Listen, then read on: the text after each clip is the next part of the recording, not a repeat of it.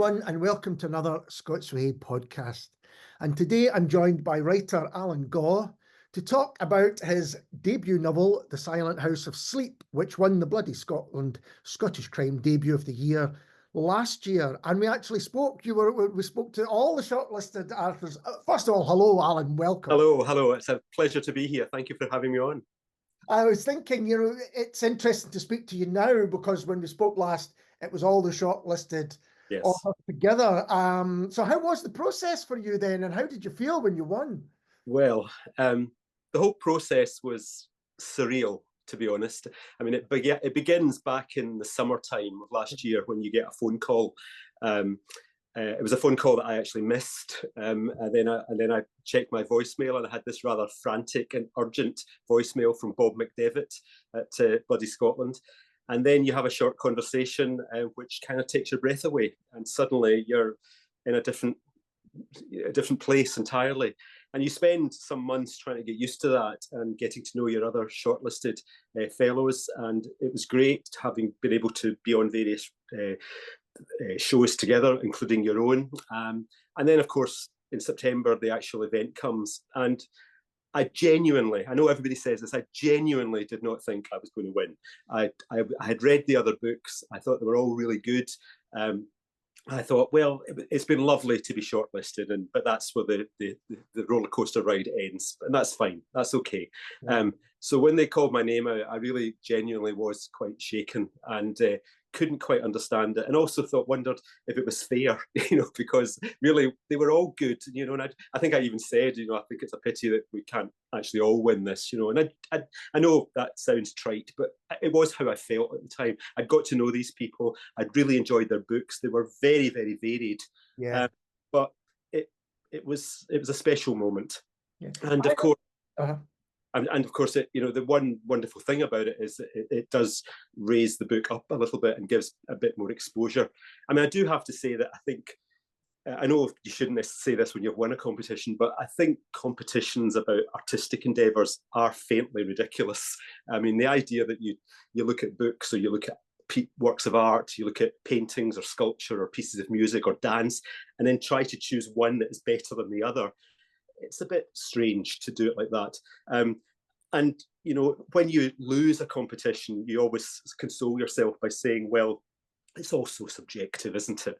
But you really should remember that when you win it as well, because it is also subjective. On a different day, with a different judge, with a different breeze blowing, it would have been somebody else. I was just lucky.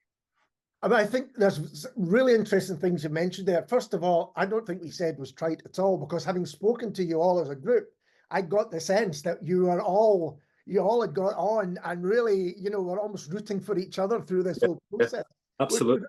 It was a really lovely thing to kind of feel, And we're still very much in touch. And I've basically been saying to the other ones, whatever happens, we're the class of 24. We have to stick together. We've been through this particular experience together. We've shared it. We've got common ground, and we're all trying to do roughly the same thing. We can learn from each other, each other's successes and each other's failures, and we've tried very hard to do that. And the other thing, which brings me to the idea of judging art, which I'm like you, before I was involved in anything like that, I would say, I'm not really comfortable with this. And I know people that have, in terms of music, have had, could you not include my album in the Scottish Album of the Year award because I'm not comfortable with this. However, have recent years being involved in panels such as that, I think it's about the lift it gives, not just your own novel or the winner's novel, but or albums or whatever, but everyone, there's a kind of attention, which I think is a helpful thing. Absolutely. I mean, and as you say, it certainly helps the individual who's won it, but also I think it helps everybody. Everybody was reading those shortlisted books, and also it just focuses people perhaps on the genre as well, and on Bloody Scotland, and saying, well, that's interesting. Maybe I'll go there next year. Maybe I'll try some new authors I haven't tried before. And I think it was particularly true of the debut novelists, because these were people who people weren't that familiar with. They hadn't perhaps read their work before, and it allows some exposure there that we wouldn't have got otherwise. Yeah, I think that's right. And it's that thing between the kind of artistic ideal and then, well, we've got to sell some books here. That gets that exactly. Exactly. And it is a business, exactly. Well, let's move on to The Silent House of Sleep in more detail then. Can you give us a brief synopsis of it? Of course. The Silent House of Sleep is the first in a series of books featuring a main character called Dr. Jack Cuthbert. It's a period murder mystery. It's set in the late 1920s, and the main character in it is a Scottish doctor who works in London with Scotland Yard between the wars. Today, we would refer to him as a forensic pathologist, but at that time, that term didn't really exist. As a character, he's complex. He is in his, when we first meet him, he's in his early 30s. He is unusually tall for the time period. He is striking to look at, and he's very good at his job. But in addition to that, he also, like so many men of his generation, has been somewhat damaged by his experiences in the First World War. And in addition to that, he also carries an additional secret that he lives with, in that he is a very closely closeted homosexual. He's living at a time when to be gay and out would be the end of his career, and also would be put him in prison. So it's while today it would be a very different situation, then it was a major part of his character that had to be hidden. In terms of the actual plot, it starts off in late 1928 when a university student goes missing. There is an investigation into a missing person, but leading to really nothing. But then a few months later, not one, but two bodies are unearthed in a London park. And Cuthbert is called in to evaluate the situation and try and work out what's going on. He is faced in trying to deal with this with one of the most baffling forensic puzzles that he's ever had. He's also working for the first time with a new head of homicide at Scotland Yard, a new, young, vibrant DCI called Detective Chief Inspector Mowbray. And they don't initially get on very well. They're too alike in some ways, and they rub each other up the wrong way. But they quickly realise that they have to work together, and that in working together, that actually there's some synergy in them working together.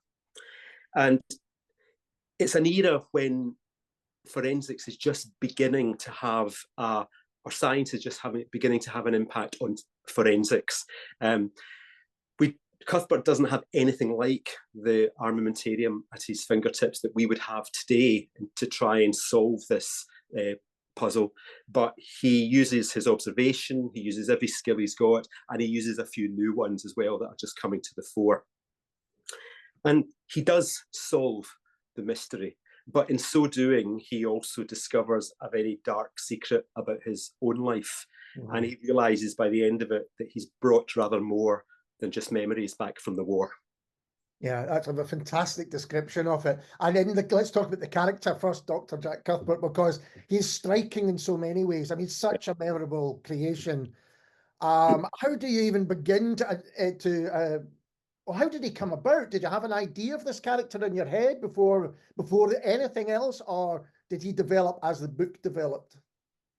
I knew when I set out to write the book that I wanted to write about a pathologist. And my background is in medicine and pathology, therefore, write about what you know. So I decided I wanted to write about a pathologist. It wasn't necessarily a given, though, that I would want to write about a pathologist between the wars. But I really wanted to get away from the present day and write in that time period for lots of reasons, not least of all for what I've just mentioned about how it's a very interesting time period about how pathology is developing and how forensics is developing, and just the beginnings of the impact of real science into forensics. So he had to be a pathologist. I wanted him to be Scottish.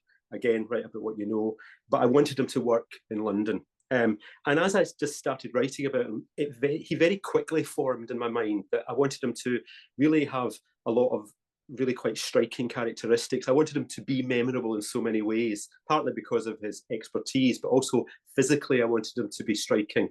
I wanted him to stand out. I wanted him to be the tallest person in any room that he went into. I wanted him to be the smartest person in any class that he was in. But I also recognised that all of these traits presented challenges. If you're the tallest person in every room, then some people think you're a freak.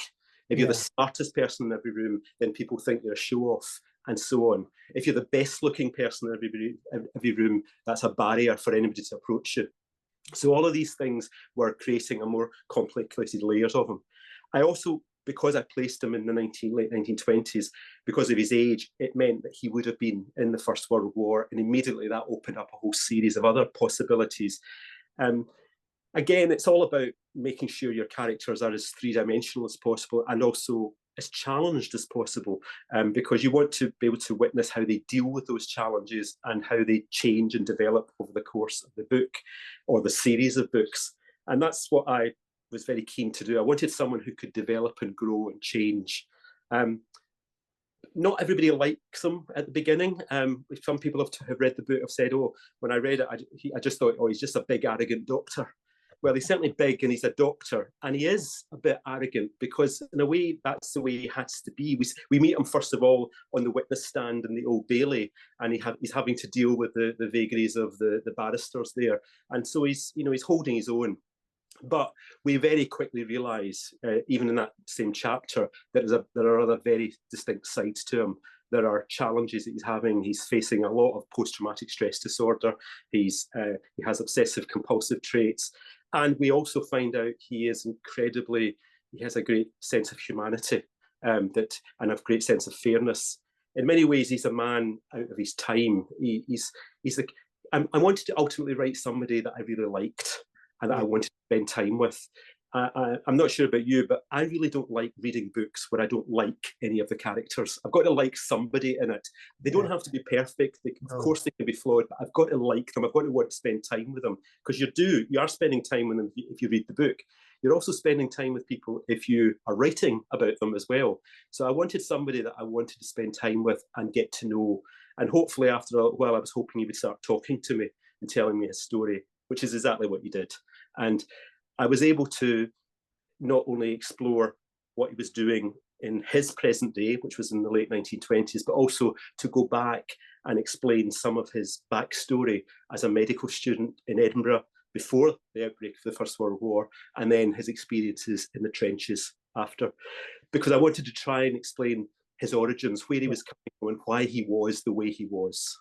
I think that's exactly right, because you have those earlier chapters or chapters dealing with his younger life. It explains why he is the person he is today in many ways.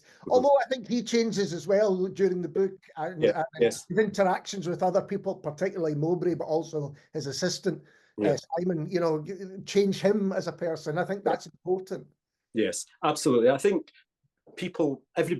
real people change. Real people change as a result of their experiences, sometimes for the better, sometimes for bad. And he's had some very bad experiences as well as some very good ones. Nature has dealt him a very good hand in terms of physically and intellectually, but he's also had very bad experiences as well.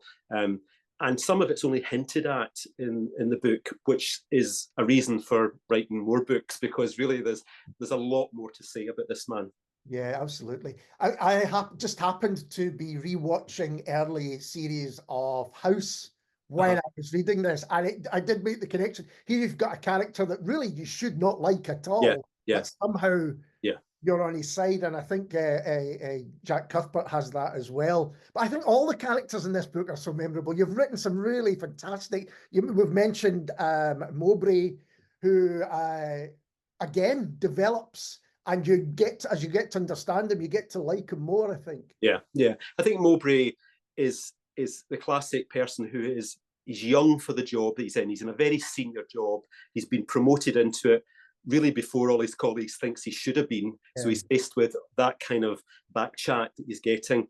But he's been promoted because he's really good in a very different way from the way Jack Cuthbert is good. But they both quickly realise that they're good at what they do in different ways and can complement each other and find a way of working together, which is invaluable to them. Mowbray, I think, is blessing the day that Jack Cuthbert walked into his office and into his life, because he becomes an essential part of his way of working.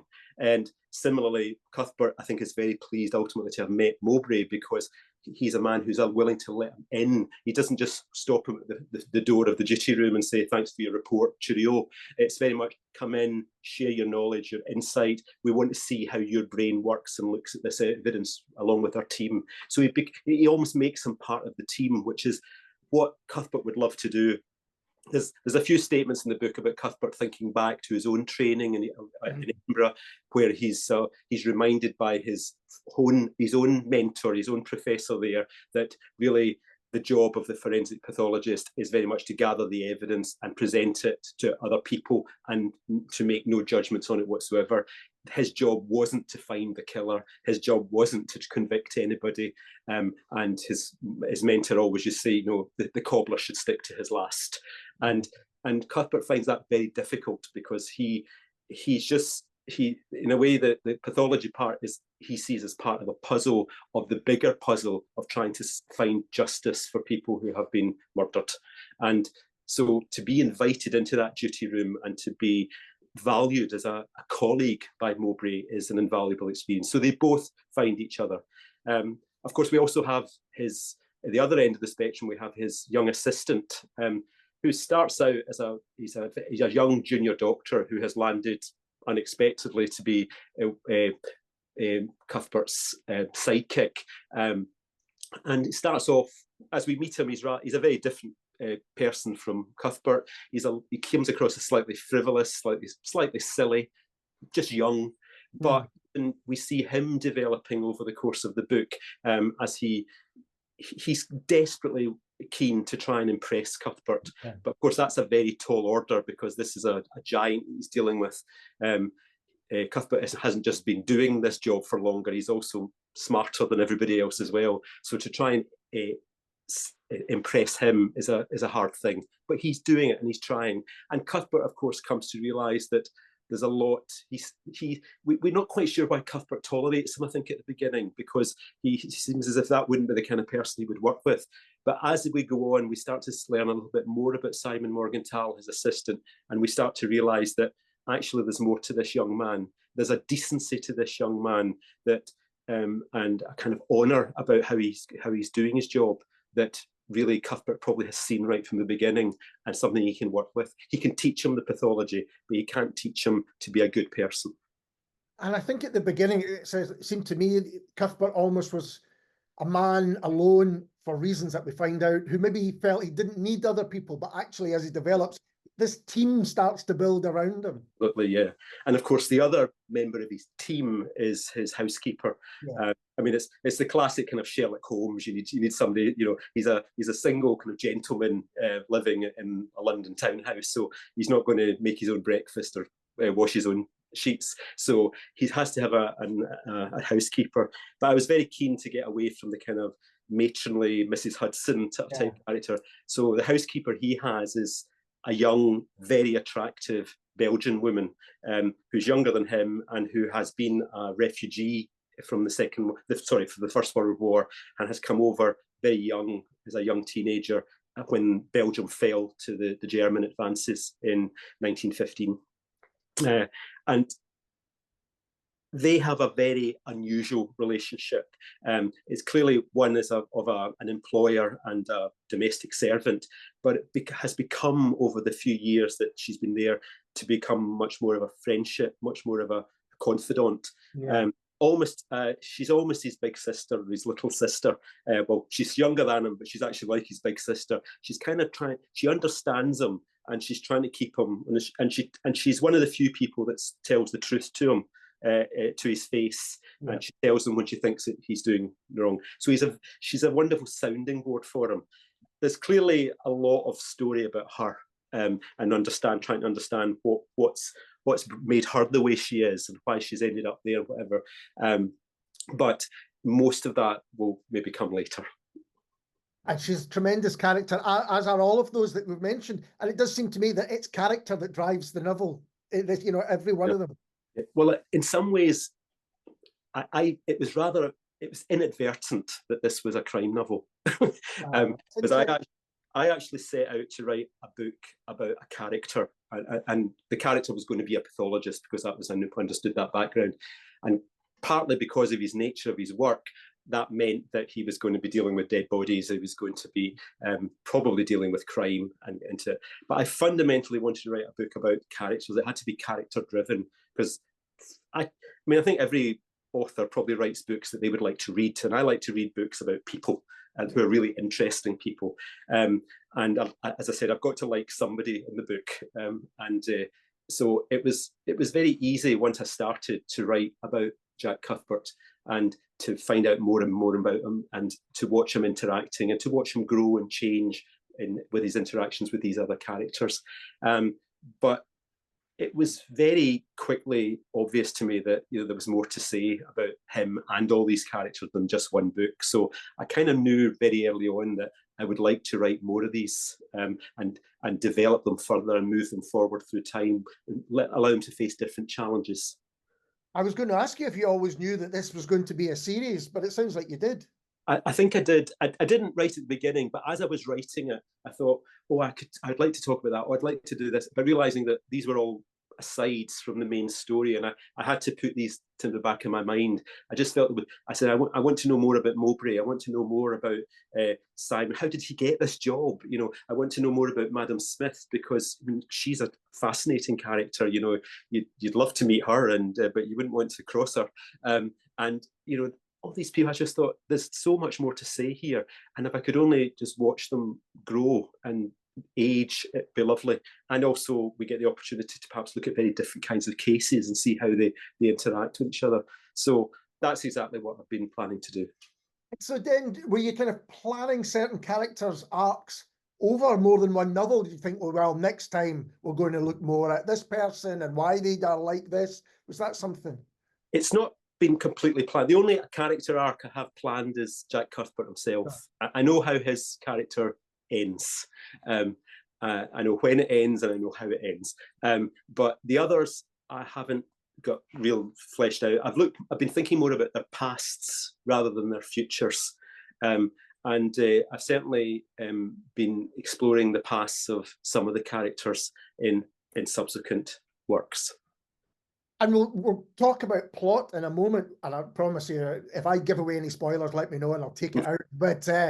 But just before we leave characters, it just struck me there.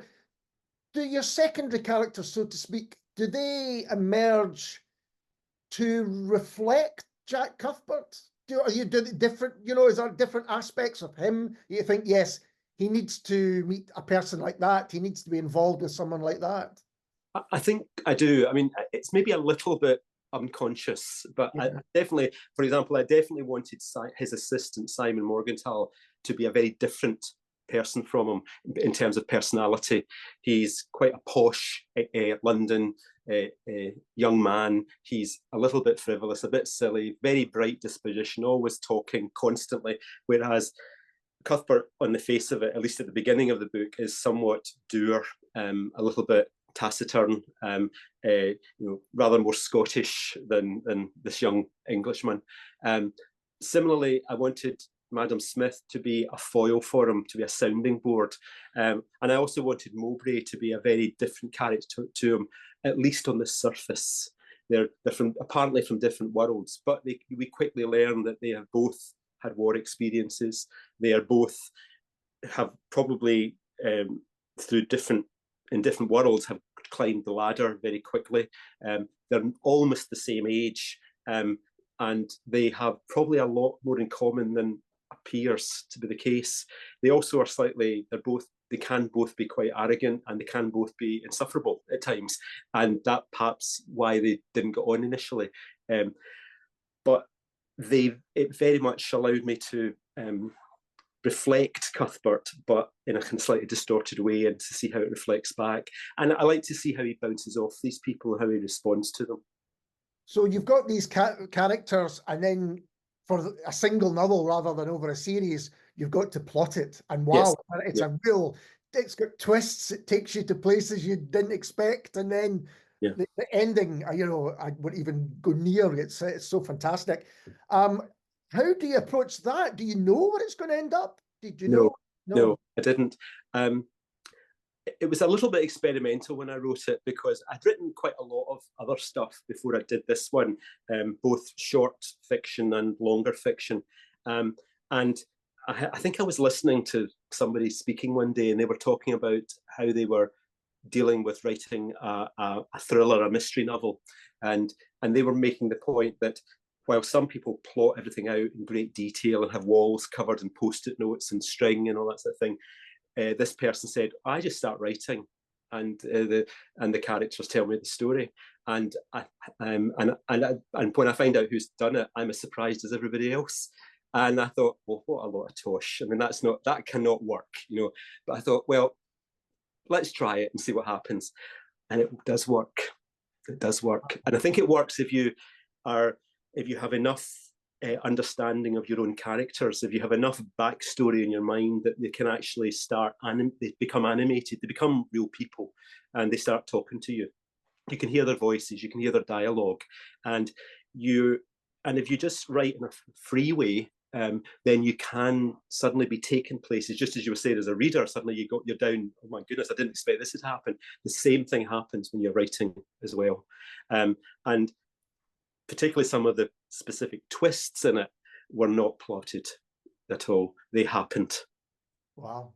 So in terms of some of it, because a lot of it, there's a violence, and I'm thinking particularly the World War I scenes in the trenches, you know, some real horrific scenes. Yeah. Did you surprise yourself by writing those? I thought it was very important to show what he had gone through. Yeah. And I think, particularly when it comes to the First World War, I think most people have some sort of preconceived notions of what it's like, and they've watched lots of movies and maybe seen books and seen documentaries about it, whatever. In writing it, I went back to a series of first-hand accounts that were collected by the Imperial War Museum some years ago, where they basically did oral histories of people who had been through the war. Obviously, by definition, people who had survived the war, but whether they were soldiers, whether they were involved in the Royal Army Medical Corps, whether they were involved in the chain of evacuation of injured soldiers, whether they were people driving ambulances, whatever. And they have this amazing wealth of information, of these first-hand accounts of people telling you what it actually was like. And that's really my kind of history. I want to know, I don't want to just read somebody's account of it. I want to know, what did it smell like? Yeah. What did it taste like? How frightening was this? What did it sound like? How deafening was it? And really, I wanted to try and put that into it to make it come alive. Also, when you read first-hand accounts, you get the language that people use. You find out what they called things, the turns of phrase that are appropriate for the time, which I think, again, adds authenticity to the fictional version of it. So I was really keen that those chapters would show just what he was going through, again, so that you could actually understand, you know, coming out the other side of it, this was not a picnic. And this was something that could actually have a lifelong impact on your psychology. I mean, that's right. And they're incredibly visceral in places, and you completely understand the PTSD side of Jack as he's older. You know, that's not something that you could ever forget. And you mentioned that this is the first in a series of books. Can you explain how that's going to work? Are they all going to be published hard copies, or because they're already available, aren't they? Is that? Yeah, well, the story behind these books is that when I wrote The Chandler House of Sleep, like all authors, I hawked it around everybody who would sit long enough to listen, and nobody wanted it. Nobody. And I think I tried basically everybody twice. So I decided at that time that you know, people would say to me, oh, it can take you 10, 15 years to get it. I thought, well, I don't have 15 years. I'm sorry, I'm too old. So I wanted people to read it. And so I decided to self-publish it. And I self-published it back in November 23. And I had a couple of others in the pipeline, which I got ready and also self-published after that. In the meantime, I submitted it to the Bloody Scotland, and it was shortlisted and then subsequently won. And it was the first time a self-published book had ever won. Oh, I did not know that. Oh. And I mean, I take my hat off to bloody Scotland, because there are so many competitions that just automatically exclude self-published novels. So in a way, it was a nice bit of indication, you know, that it wasn't a piece of junk, that people had rejected it for whatever reason they'd rejected it. So then, on the basis of that, Polygon has picked it up, and also have picked up the next three, which and they are all now going to be published over this year by Polygon. So the first one is already out, came out in January. Number 2, which is called The Moon's More Feeble Fire, is out in April. And then we have the third one, which is To the Shades Descend, which is actually set in Glasgow. And we have that in the summertime. And then in the autumn, we've got the fourth one, which is called The Shadows and the Dust. So if people do read the first one and like it and enjoy the characters, they don't have too long to wait to hear the next few. I'm smiling broadly because I'm thinking, that's fantastic. I can't wait to read the next one, you know. Good. And you're usually thinking, well, that's going to be a year or maybe even 2 years before you get to it. So that's great to hear. And you mentioned one of them set in Glasgow, but this is Silent House of Sleep set in London. Why did you want to set it in London? Why have him, you know, be there?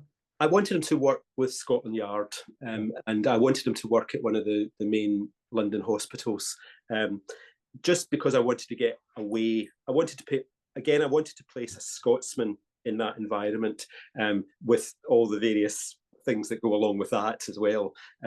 I've worked in different places as well. I know what it's like to feel a bit of a fish out of water, to undergo sort of just petty little prejudices, you know, about, you know, Scots people, whatever. And so I wanted him to have that as well, and how he would deal with it.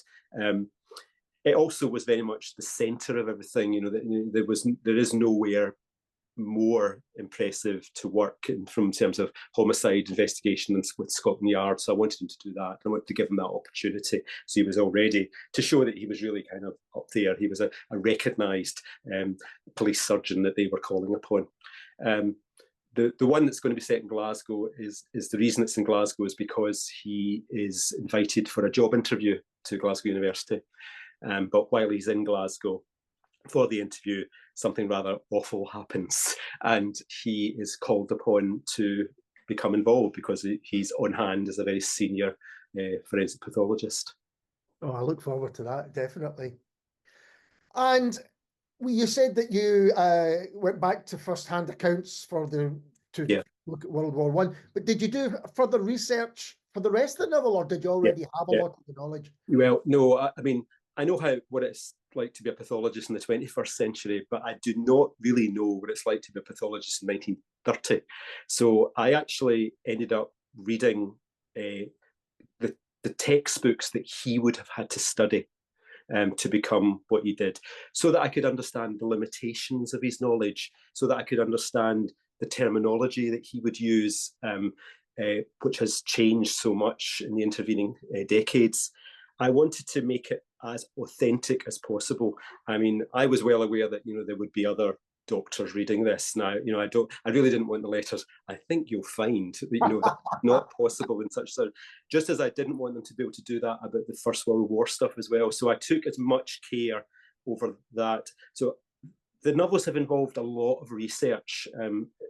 Obviously, in the first one, we've got a lot about the First World War. We've obviously got a lot of background of forensic pathology. In the second one, we're in a different world. We're in the world of prostitution and people trafficking and drug use amongst the upper classes in London. So again, there was a lot of research into that about, you know, to make that as authentic as possible. And the third one, we've got, we're in with the razor gangs in Glasgow. We're in with the rising anti-Semitism. We're in with the nature of the Glasgow through the Depression. And in the fourth one, we're in the world of forensic botany. Oh, fantastic. It's so interesting to talk to a writer who has the series already written. You know, because usually they'd be going, racking that, the next one, but I've got the deadlines and all that. And you... Yeah. No, well, I mean, I really enjoy writing, and I mean, my career has been about writing, not fiction, but it's been I've had to write huge amounts over my career, largely non-fiction, largely technical, academic, scientific work. So the freedom to suddenly write fiction, even albeit thoroughly researched fiction, you know, I still have to hold myself back from putting references in and footnotes and things like that. But you know, I've managed to come away from that. But I do list some things at the end of each book so people can see, if they want to read any more about any of the areas, that you can see where this information has come from. But the freedom of doing that is just such a joy, and I thoroughly enjoy it, and I like the character. I want to spend time with Jack Cuthbert, and I can do that by writing about him, and I want to learn more about him, and I want him to talk to me. And I know that sounds weird, but he does talk to me, and I like to think of him as a friend.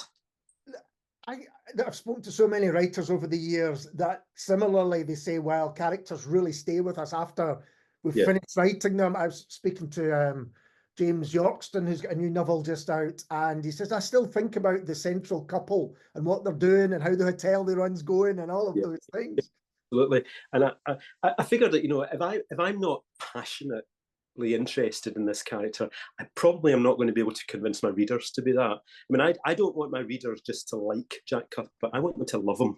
I want them to want to go on his journey with him. I want them to sort of share his triumphs. I want them to weep with him. I want them to see how he deals with things. I want them to be excited about what comes next for him.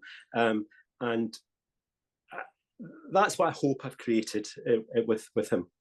I think you definitely have. You know, you really feel with him and for him as well. You know, that's what I kind of take from it. And well, I was going to ask you what's next, but we know what's next. We've got another thing. Would you ever think of writing fiction with another central character, or is? Yes, I mean, I very much like. One of the aspects I've liked very much about these books is the historical nature of them. Right. I very much enjoyed the historical fiction of them. So I definitely want to delve into other areas. I have written one other novel, which is still kind of in the back drawer at the moment, which I will resurrect at some point, which is very much a novel about it's set in ancient Egypt, but it's a thriller, and the origins of it were, I was in the Istanbul Museum one time looking around at all the broken bits of pottery and stone and whatever, and there was this little clay tablet in a glass case, which just looked like every other one that you see, but beside it was the translation, and the translation said, my husband has died and I am frightened. I have no sons. You have many sons. Will you send me one, and I will make him pharaoh? And this was a letter written by Tutankhamun's widow to the king of the Hittites, who were their arch enemies. So this was the most monumental act of treason. And you can't help but, or I can't help but read that and go, what happened? Yeah. And what happened is basically, you know, the Game of Thrones without dragons. And and you know, a lot of it is speculation, but it was a fascinating story to write. So that one may see the light of day one time. Let's hope so. Let's hope so. Absolutely right. And when you're writing and researching, sometimes is it difficult to know what to leave out? Like something like that, you think, oh, I've got to include that. Is that part of the problem? Yeah, exactly. I think, you know, you do so much research and you have such bulging notebooks that, you know, there is a temptation to, well, let me tell you everything I've learned, you know, but of course, what you have to do is pull it right back and realize this is actually a story. This is entertainment. It's got to move along. Yeah, I tell you what you need to know. I might tell you occasional little snippets along the way that I think are so fascinating you can't possibly live without them. But for the most part, you actually have, you know, a small percentage of what you've found actually goes into the novel. But, you know, it's not wasted. Maybe it'll go into another novel some other time. But, you know, so I think it's about finding that balance, because people don't want to be lectured to. And as a lecturer in the university for many years, I know exactly that's the case.